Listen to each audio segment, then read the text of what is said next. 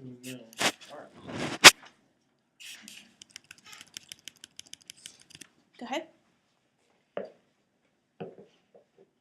Bob Geldof said, "It's really simple, Governor. When people are hungry, they die." This is how I would like to start off my presentation. My presentation is on hunger and also the way we perceive and how way we want to solve hunger across the world.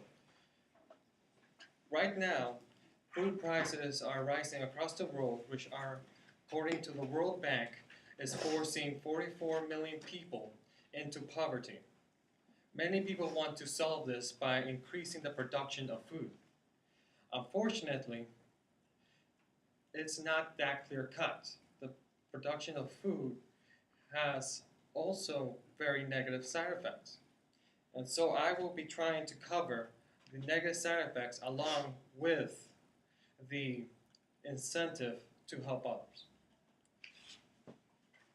So I think it is necessary to start with pesticides, which are in effect poison that we put on our food in order to kill uh, insects so that they don't damage the crops.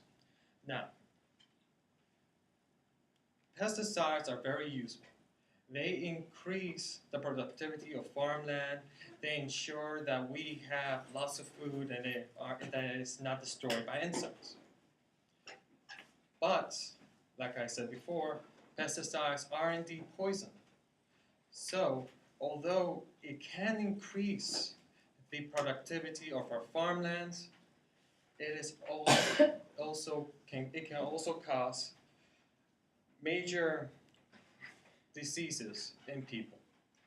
Now, pesticides have not been found, well, currently pesticides are very regulated, so they are indeed safe.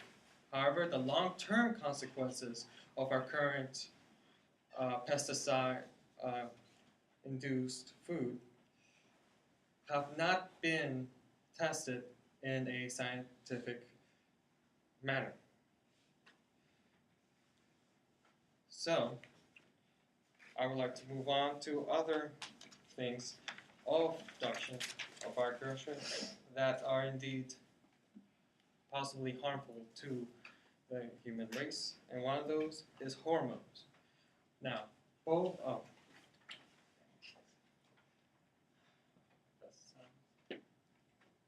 now hormones are used in cattle so that they are increasing in production of milk and also fat, and also they develop faster because of all the steroids that are pumped into them. Now, we do this because, again, it increases efficiency, it increases production. There's a shorter time between when animals are born and when they are sold to be meat. So that's understandable. We want more food, so we make the process more streamlined and efficient. But hormones can also cause major disorders in the human body. They can cause people to uh, become, they can cause children to become, to reach puberty much earlier than they are supposed to, which causes many developmental diseases and also may cause different kinds of problems with the metabolism. Right, so hormones also cause problems. So we can't exactly increase production simply by giving people hormones. Genetically modified food is also another concern. It, of course, genetically modified food alters the DNA of plants, which increases the production by giving traits such as being able to withstand, to grow with less water, to use less fertilizer, to use less everything, and to grow faster. But genetically modified food also has consequences because they are unpredictable and may cause people to have allergies that are unforeseen. For example, if you use a certain strain from a peanut in order to somehow increase the production of grain, it can cause you to have a peanut an allergy an allergy of the grain and thereby have a attack. However, this is only one side of the issue. There's also the incentive to help others. Right now, it is estimated that there are 1 billion children born worldwide into poverty. Children that would normally be living a happy life are in poverty. And 10.6 million will die before the age of 5. Also, there are many people who suffer from hunger.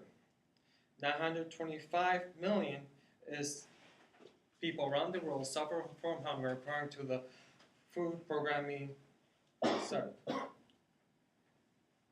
Currently, so far this year, 36 million people have died because of hunger. And when we talk about malnutrition, the statistics are even worse. There are 2 billion people currently in the world who are suffering from malnutrition according to the World Health Organization. 11% of all diseases across the world are because of malnutrition. So yes, we want to help others. We want to produce more food. We want to increase the production of our agricultural sectors. But the way we do it really does matter because it could have unforeseen consequences. It could cause major development disorders. And although we want to, we have to be careful about it as we go into the future.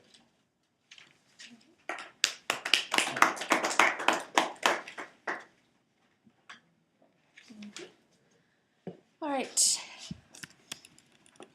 Who is next?